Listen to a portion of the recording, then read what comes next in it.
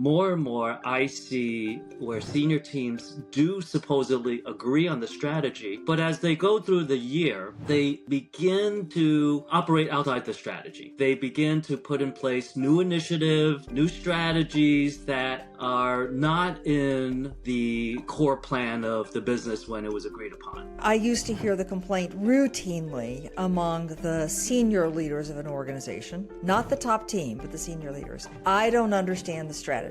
We don't have a strategy. What are you seeing in the marketplace, in your unique marketplace, your unique segment of the industry? What are you seeing that's emerging? What kind of opportunities are there? It's a very simple question because nobody would start investing millions of dollars in a new initiative without having seen that opportunity emerge. And then it's a natural part of that discussion with our managers to say, I see something and I want to go after it. I have real conviction around it. The conflicts are difficult. So, John, do you think this has gotten worse over the years, or do you think this is a steady state of things that we've always seen? I think it's gotten. There is no growth in comfort and no comfort in growth. Yet the big leaps are how careers are made and how businesses excel. So how do you master not knowing it all or feeling like an imposter? How do you have the conversations that lead to trust and, of course, excellence? How do you take charge of the things that you can control? How do you thrive outside your comfort zone? That's what this podcast is about. I'm your host, Wanda Wallace, and it's time to get out of your comfort zone. Welcome to the conversation today. All right, most leaders, if you ask them explicitly, they will assure you that their teams are totally aligned behind the strategy.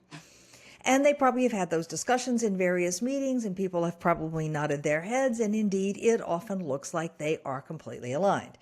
Now, I have to tell you, just this week, I talked with a top team where the reports from within the organization are exactly the polar opposite. Yes, everybody agreed in principle about where they were going with the strategy, but when it comes down to what that means, who is doing by when, how, where, what we're not doing, it gets a little shaky. So the question for today is, how do you solve this problem? A, how do you know where your team is? Are they really truly aligned or not? How do you ask more specific questions so that the misalignment becomes apparent? How do you resolve those issues and those details? And by the way, why does this happen? And how do you figure out what to do next? So that's what we're going to talk about. My guest today is a longstanding colleague, friend, client, I should say. John Hamm has over 30 years of global experience in strategy development, business transformation, executive team facilitation, sales force optimization, change management, innovation, and executive leadership, executive coaching. Translate, he's seen every aspect of what goes on with all of these teams and is well positioned to help us understand it. 14 of those years were with Prudential Financial, where he was the vice president of business transformation for Pru's International Insurance Group. And before that, he had over 20 years working in investment banks and in external consulting firms, places like Hay Group, Korn Ferry, and ultimately Merrill Lynch, Bank of America, where he's responsible for talent strategies for over 11,000 employees around the world. So needless to say, John has seen a lot of it. Maybe all of it in some version or another. John, welcome to the conversation today. It's fun to talk to you. Thank you very much, Wanda. Okay, describe the problem as you see it. I gave my view of what I think is happening, that it sounds good, but it doesn't really work. What are you seeing? So what you're observing, I have also been seeing over the last couple of years. And it is around this misalignment situation that I see among top teams, top senior teams. And I've facilitated literally hundreds of hours of senior team discussions on strategy around the world. And this topic of strategy alignment has begun to come up because more and more I see where senior teams do supposedly agree on the strategy, but as they go through the year, they begin to operate outside the strategy. And they begin to put in place new initiatives, new strategies that are not in the core plan of the business when it was agreed upon. And I'll give you an example. So I'm working with a financial services company. It's a top 5 player in delivering financial solutions. The top team has always agreed that the core competency of the company is to sell financial solution products directly to other businesses through intermediaries like brokers and agents and banks. And that's been their core strength, and that's how they've grown over the last 10 to 15 years. More recently, several of the businesses are beginning to work on approaches to reach directly to the customers. So B2C as opposed to B2B. And it's been clear to me that there hasn't been an agreement among the senior team that that's a core part of the strategy, part of its growth strategy. And as a result, there are pockets of initiatives that are beginning to show up, which cost time, money, and resources to invest in delivering financial services solutions directly to customers. However, there hasn't been a deep discussion on what the core capabilities are required to deliver straight to the customers, what are the potential risks, what are the challenges in terms of profitability that the company may face because you're going direct to the customers and therefore you need a different pricing model. So it's raising a lot of internal issues within the organization in terms of time, money, and resources being spent on initiatives that haven't been thought through carefully. I think everybody listening has had a version of that experience. But my question is why? Is this a leader going rogue and saying, I'm going to do whatever I want to do and the heck with all of you?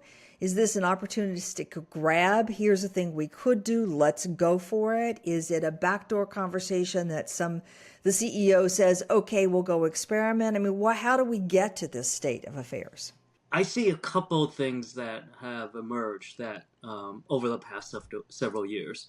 So, clearly the rise of digital technology, AI, is driving an opportunity that many CEOs or business unit leaders are seeing and trying to capture. Right? Because they have an opportunity to reach a market segment or a customer that potentially they haven't been able to reach before, but through technology, there's an opportunity to reach that. Okay. So that's number one. The second thing that's emerging is this focus on growth. So over the past several years, I've noticed that a lot of the boards and investors are really asking this and pushing hard on leadership teams around where are you driving growth. So incremental growth is good, but there is a definitely call to action around what is your plan to grow the business. What does it look like? What kind of customers are you looking at? What kind of new customers are you looking at? What kind of new product solutions are you looking at? As well as what are the different channels that we need to explore more of or less of. So there is intense pressure on growth on these companies from different stakeholder groups. I see that because I think it's easy to sit on the sidelines or sit deeper in the organization and assume that people are being self-serving. Where instead, what I think people are doing is exactly as you say, responding to the pressures and the opportunities are in front of them. You don't get to be on that leadership team unless you're good at spotting an opportunity, grabbing it, and running with it. And I think that's what a lot of people are doing. And then they're hoping that this will either pan out and become a bigger thing or give them some data, some experimentation, or people will just kind of marginally, get along with it. Mm-hmm. The problem, though, is that what I see at least is that then the resources are not well allocated to that effort because it takes IT effort, for example, to get there. And there's not exactly this, excess supply of IT capability sitting around in most organizations that say, oh, yay, let me have something to do. So we put pressure on and then we're not aligned. Okay? That's exactly right. That's exactly what I see when I'm working with those type of top teams is the downstream impact of what we've described as the issue. Right. And so you have so many pockets of initiatives, and it all then, because a lot of that is digitally driven, it has such an impact on IT and operations because they are seen as the key enabler to drive a lot of those strategies. Right, and implications for risk and risk profile, particularly when we're looking at regulated industries as well. That's right. Okay. Years ago, I used to hear the complaint routinely among the senior leaders of an organization, not the top team, but the senior leaders. I don't understand the strategy. Hmm. We don't have a strategy. I'm not hearing that as much anymore. Do you think people understand the strategy, or do you think they understand the strategic direction, but they don't know what the details mean? What's your view on this? I think this, like the mission and the vision and the strategy, is becoming clearer, and companies are spending more time around that because that was the noise where people were saying, "Where are we going? Why are we looking at this market, or why are we going after this customer?" And I think there was a lot of noise around that over the past several years. And I think that has subsided because a lot of the companies that I'm working with have focused on really fine tuning that Right. to the point that it's much clearer. So it's not to say that it doesn't need to be more clear, but I think those previous situations when it wasn't clear has been Is it alleviated? Okay. more specific. What I do see is that level of detail below it, and that's the Yeah. role of the next level line of leaders to really communicate. Okay, what does that mean? What is the implication of this, overarching company strategy on our group? Yeah. How do we drive that forward? What is our role? How will we hold ourselves accountable for it? How will we measure success? How does it true up to the more global strategy? And that's where the hard work of communication and execution happens. It's also where there needs to be senior alignment as well. Because if you have multiple businesses who are looking at pursuing different opportunities and growth, the different growth initiatives, there could be synergies Hmm. across business groups that could be capitalized from, once again, a technology and operations perspective. Because if you don't leverage that, then you'll have tremendous cost overruns as well as resources that will quickly be depleted because it's being deployed over many different projects which have some similarities across different business units, if not different markets and countries. Right. Yeah, what I see today is that the general direction we want to go, the goals that we want to achieve, and however you want to call mission, vision, value, purpose, whatever you label in each of those categories is a labeling exercise, but there's a Mm-hmm. statement of where we're trying to go, what we're trying to grow into, what we want to become, what markets we want to serve. But that when you translate that into where are we spending our resources and Mm-hmm. where are we not spending our resources, it becomes very ambiguous and it leaves it up for each individual business unit Right, to kind of figure it out. And then one person figures it out one way, another person figures it right. out another way, and we get a conflict. So that's what you're seeing as well. That's right. That's right. And once again, that conflict is a little unintended. Once again, it's the pressure of growth, is the opportunities being driven by, to reach customers in a different way through technology. And most companies, they leave that decision up to those different business heads. But it is incumbent on a larger organization or company that has scale to bring those different businesses together and look at all the different initiatives and see where are the points of potential synergies and opportunities to leverage, and where are those points where we really want this business to try it out on their own and see what works, and they'll come back to the rest of the Right, organization and right. see where else can we utilize this particular capability. I see. I'm going to come back to some of the more core functional. We've talked about IT, so I'm going to stick there for a moment because what I see is the business unit leaders may actually do a decent job of saying, great, if that's our corporate strategy, then I'm going after 1, 2, 3, 4. And I'm going to put people in charge of 1, 2, 3, 4, and we're going to organize that and we're going to make that happen and we're going to go forward. And we need IT or whomever to do X, Y, and Z in order to achieve that. Great. But IT is sitting there with their own maintenance agenda, Mm-hmm. their own plans from 3 years ago of change this system, improve that, buy this hardware, whatever else it was that they were trying to deploy. And there isn't capacity to add in. And then they're left making up how they figure it out. And there's just potential then for the the growth strategies, the opportunities to get lost, to get crossed in the middle. Not because anybody's being ill-intentioned, but because it just is hard to work out. The conflicts are difficult. So, John, do you think this has gotten worse over the years, or do you think this is a steady state of things that we've always seen? I think it's gotten worse. Yeah, it's gotten worse. It's put tremendous pressures on the technology operation, the operations group, risk management, like you said, because they're trying to chase and meet the needs of the businesses, and it's so hard because the businesses are demanding so much in a very quick amount of time, because the opportunities are not going to last forever, Yeah. and they have to operate differently too, the technology team.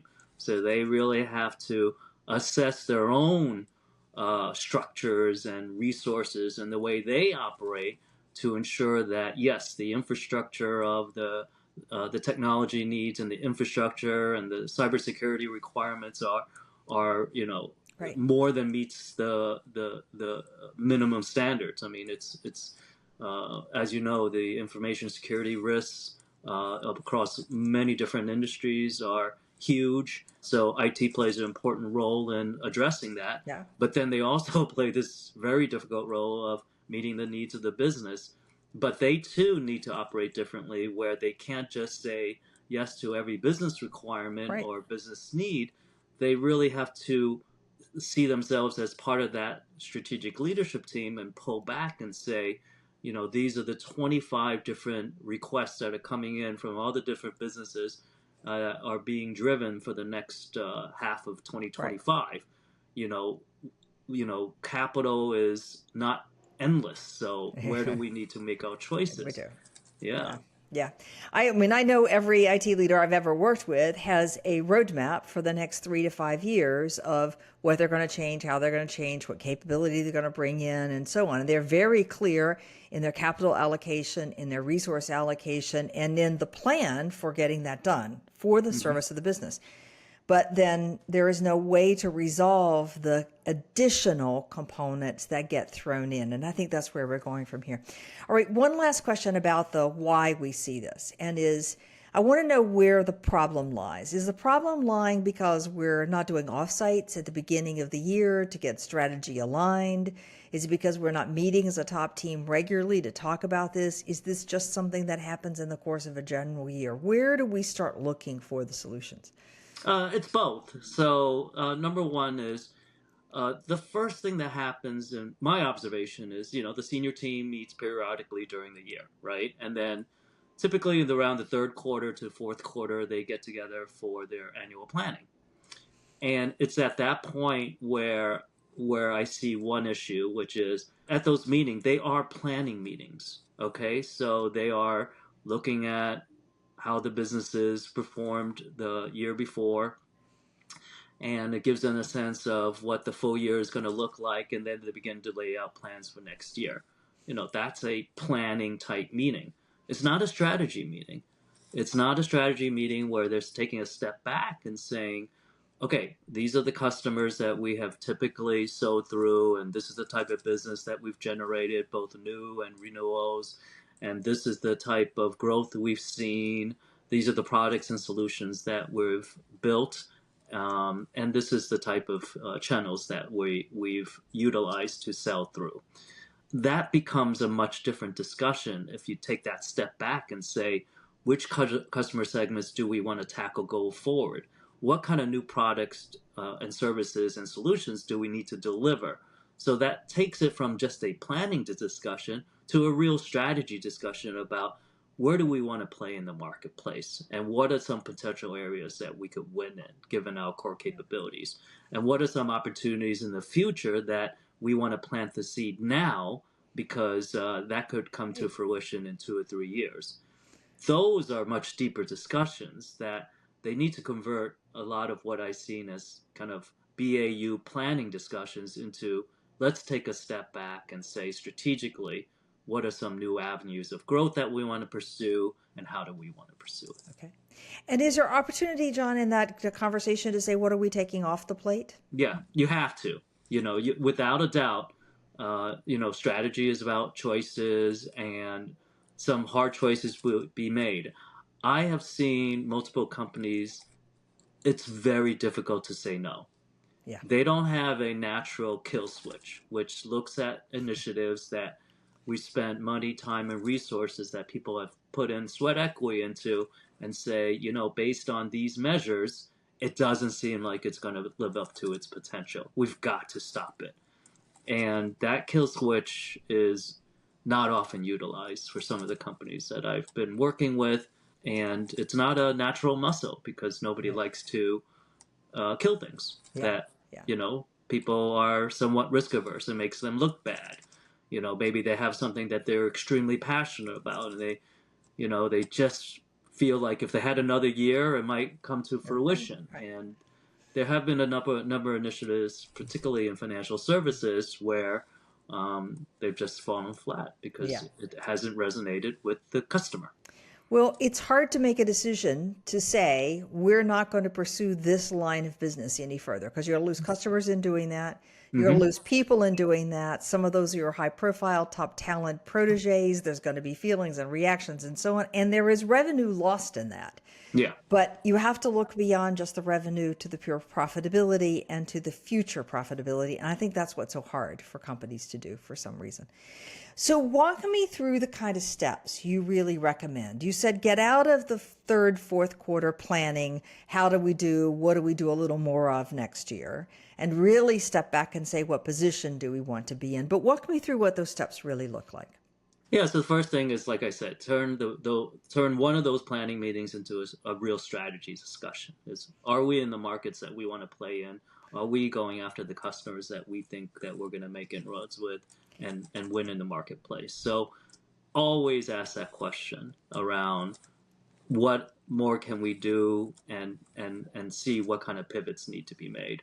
The second piece is that kill switch. So if that's the choice, then you've got to take some things off the table, and everybody has to be involved with that discussion and be okay with it. The third thing is you have to ruthlessly monitor whatever new initiatives or even incremental investment you're making.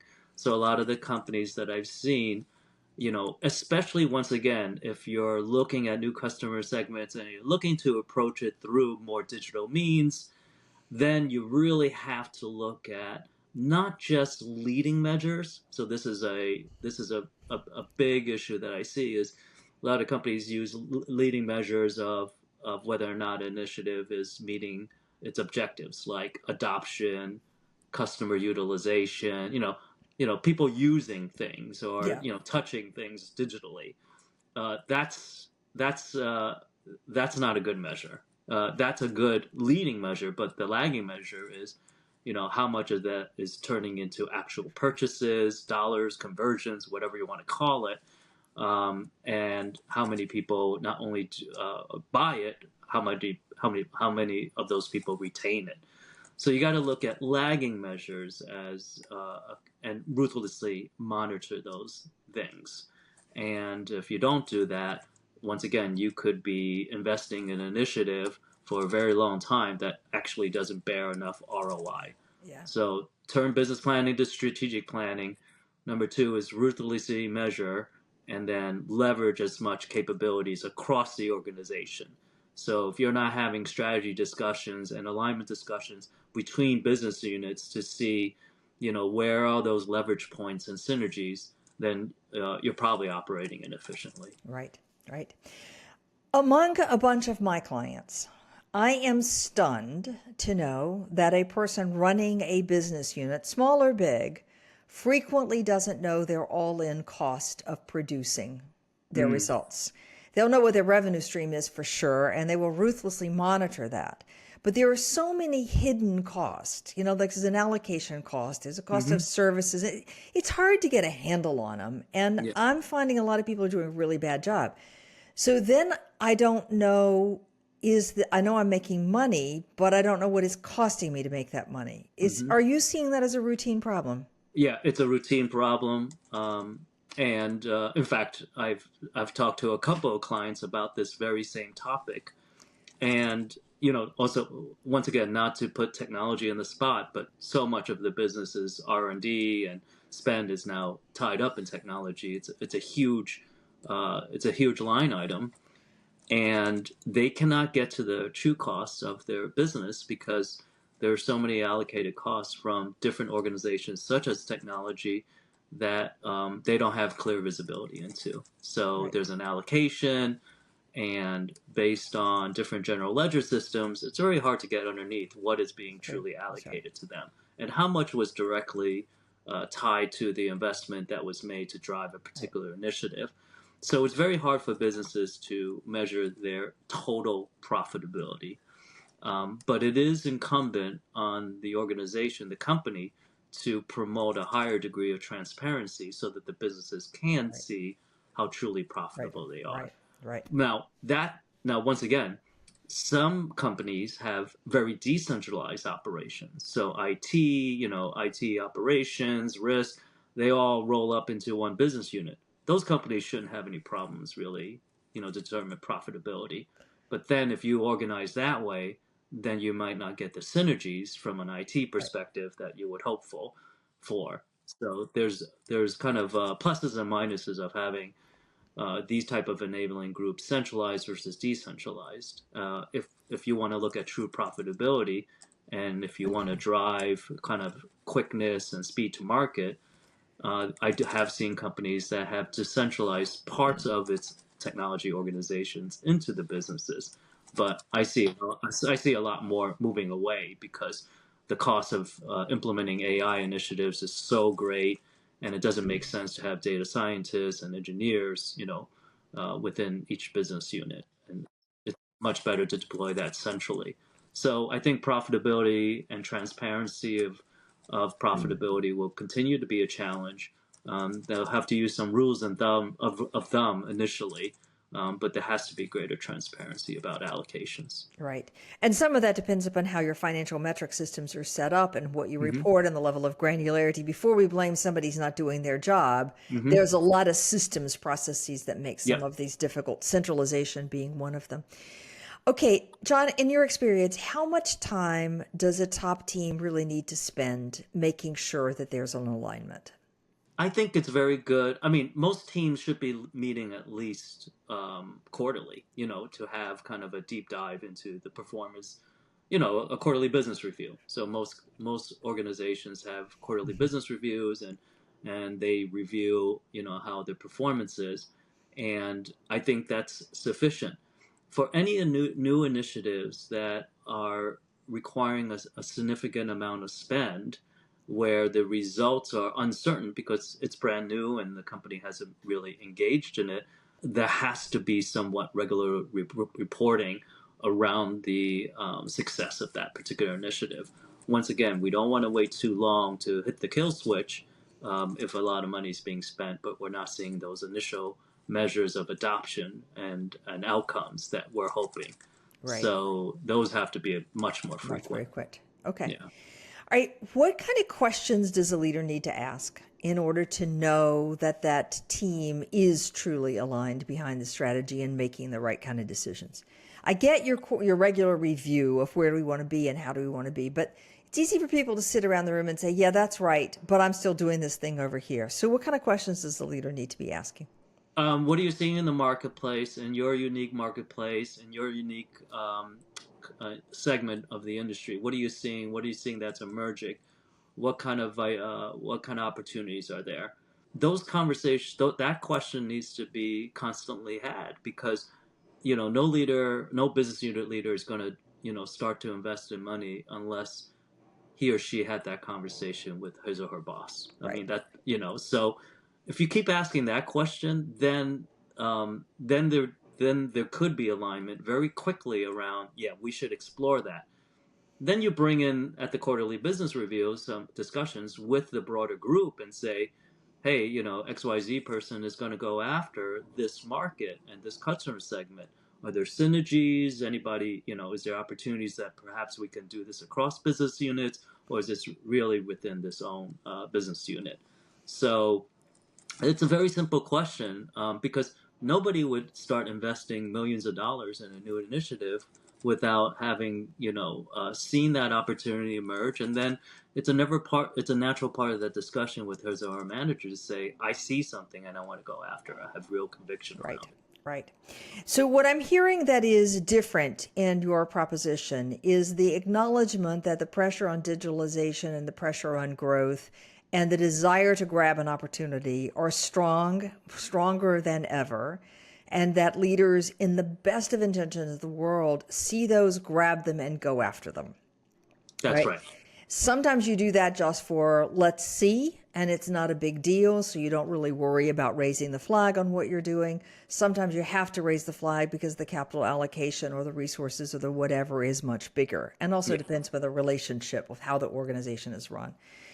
But those pressures to try new things starts to break apart the alignment that we've created around our strategy. So we pile on things Mm-hmm. as opposed to intentionally making choices Right. about what to keep, what to kill, how long to invest, what metrics we use for success, what to monitor, not monitor, and including the synergies that we might find across business units that make this a more reasonable thing to do.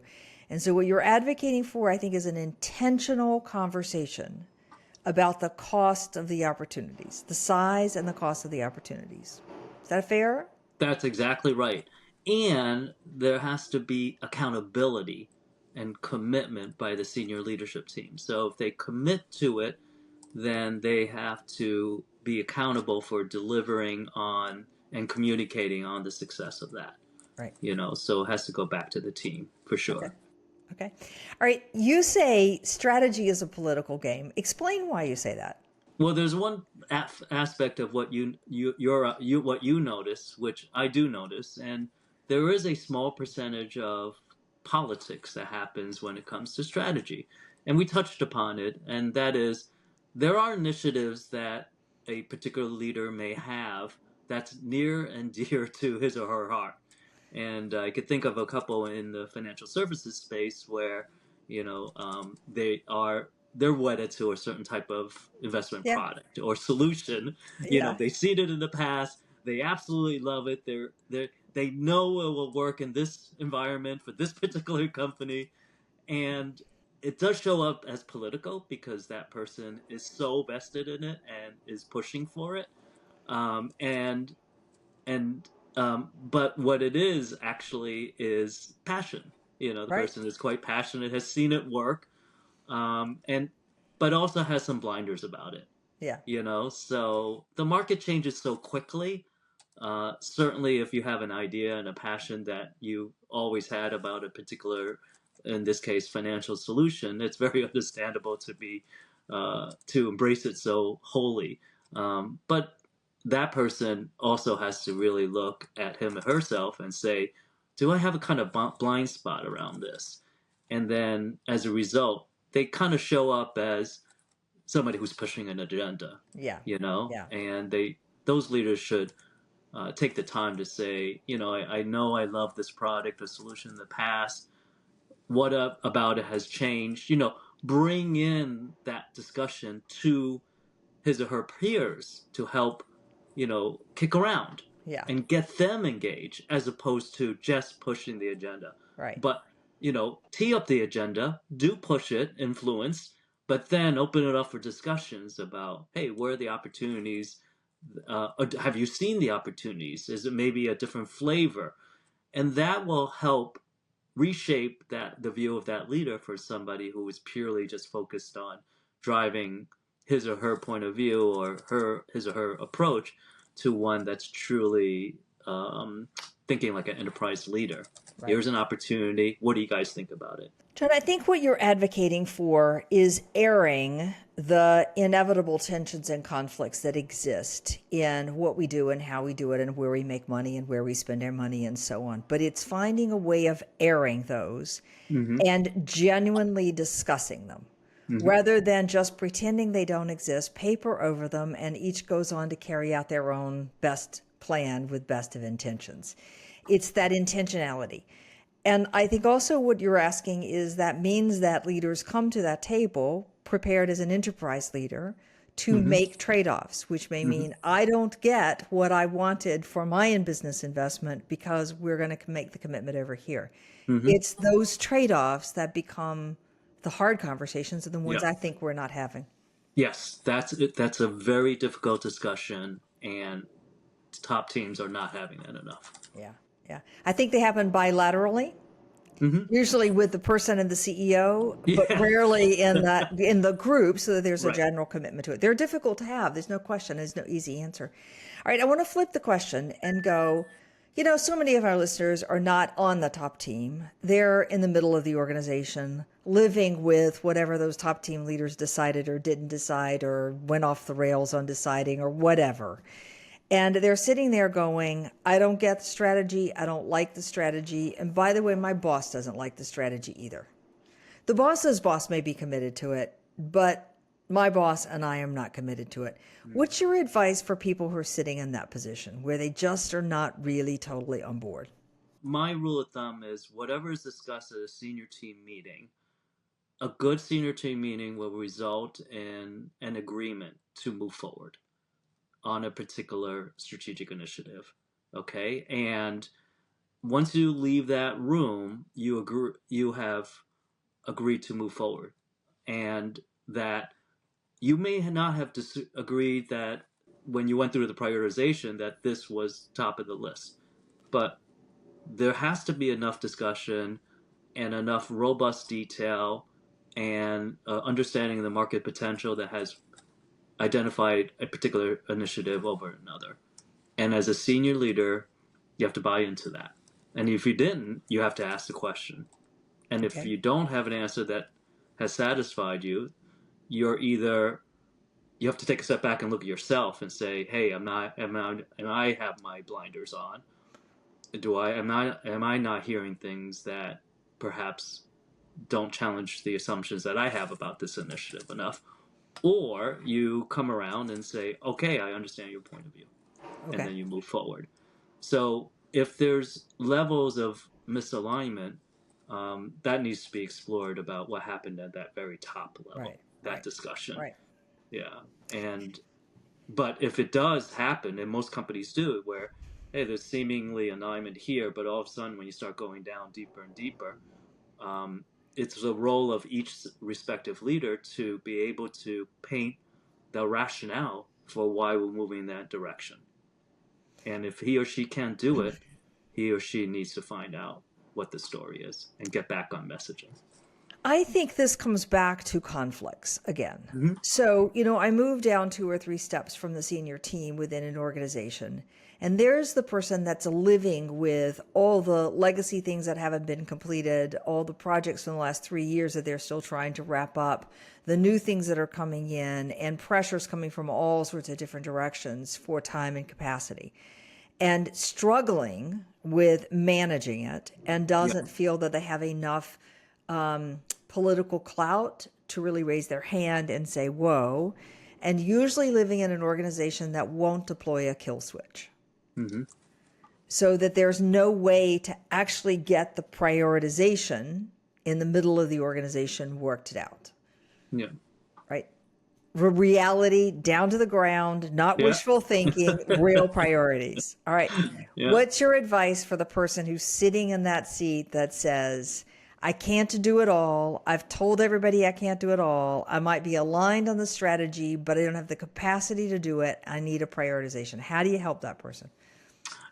I coach all levels of an organization, and I do coach managers who are at that receiving end of all those initiatives, and they're the ones that have the 200 emails sitting in the inbox from that Yeah. day, and they have not had a break because they've been 10 hours of straight meetings, and they didn't even start their day yet, Yeah. and it is so hard on them. I tell, and they share with me that they have gone through that process of escalation, and at the end of the day, what I advise them is don't stop. Okay, because more often than not, at some point the organization will have said, this is too much. Mm-hmm. And the companies that I've seen this are some of the most well-known companies in the world. Yeah. And there will be a day of reckoning, and this is what I tell them, where management will need to take a step back and say, we got to stop because it's just too much. So I tell those folks not to despair because they're doing as much as they can, and that they should continue to have a voice because there will be a day where management will take a step back and we're doing too much, especially in this day where there's so many hundreds of millions of dollars that's being spent on AI and digital and data analytics and product transformations and things like that. Everybody's trying to do everything to see what works and whether or not it'll grow the business. Every company will reach a point at some point where they'll say, this has taken a life of its own. Right. Yeah. So keep speaking, keep Mm-hmm. challenging, keep Mm-hmm. pushing. I would say make your best guess on what you think has the highest priority, highest likelihood of Mm-hmm. return. Be Yep. prepared to justify that. Be prepared to pivot. But I don't think I just said work 29 hours a day. Yeah. You can't sustain that one. You Yeah. can't sustain it. You cannot sustain it. So choose your battles based on what you feel will have the greatest business value. Right. And they know what it is. They know what it is because they're They, doing the work yeah. and Yeah. they're seeing Yeah. the uptick. They're seeing the level of results that would indicate that this is something worth it versus something that's clearly maybe potentially a pet peeve type Right. project. Right. I just think sometimes it's hard to go above your boss. You think your boss should be carrying the message and your boss isn't carrying that message credibly. And I find at times you have to move Yeah. outside of that realm. And that's a scary place to go. Yeah, typically, if you and your boss have had that discussion and you run into your boss's boss, if you had that discussion with your own boss about your concerns about we're on 15 AI projects and only 7 of them seem to be making sense at this point in time. I always say it's okay to say it because you already flagged it to your own boss, Okay. you know? So And courage in some yeah, ways. yeah. I mean, that's a big political risk. That's right. Oh, I guess strategy is a political game after all. But once again, you have to stand in your leadership. Like, what do you have to see yourself as an enterprise leader, no matter where you are sitting in the organization. If somebody asks your opinion on, hey, what do you think is going wrong here? You have to operate outside of the structure of the organization and stand up as an enterprise leader and say, this is what I see. Right. And if you say it in that way, this is what I see, this is what I'm experiencing, this is what my group is finding. You've not said 5 other groups have done a mistake. What you've said is, this is what I'm seeing. So again, the language is going to make a big deal of difference. Right. And then you always ask a question. So it sounds like you're not just saying, but you're also inquiring. And when you go and run into that person and say, what are you seeing? That promotes the discussion. Right. Right. Okay. John, I think this comes down to my favorite topic, which is to say that everything good that happens in an organization happens in a conversation. And what you're advocating for is better, deeper, more thorough conversations in advance to tripping ourselves into an action. So that it's a more intentional choice and therefore a stronger commitment around that choice, increasing the chances that we actually deliver on it, that we know how to measure the success of it, we know what the timeline might look like, and we know what our real cost and align synergies might be in order to deliver it. But if we don't have the conversation, we're stuffed. Yeah. To put That's it bluntly. exactly right. All right. Yeah. And the courage. And the courage. And the courage. Yeah. All right. Fabulous. John, if somebody wanted to reach out to you, what's the best way to find you?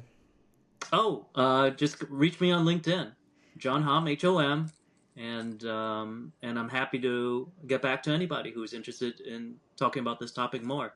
Okay. All right, John, thanks for being a guest. What a great conversation. I can't say enough about how important it is to have the hard conversations. And I think that's what you're advocating for, is that we can't just paper over. We've got to really dig into where real problems are happening. So thanks for joining us, and join us next week for another episode in Getting Out of Your Comfort Zone. And by the way, like us on your favorite podcast provider, and we'd love to hear from you. Go to our website, outofthecomfortzone.com. Send me an email. Love to hear from you. And see you next week.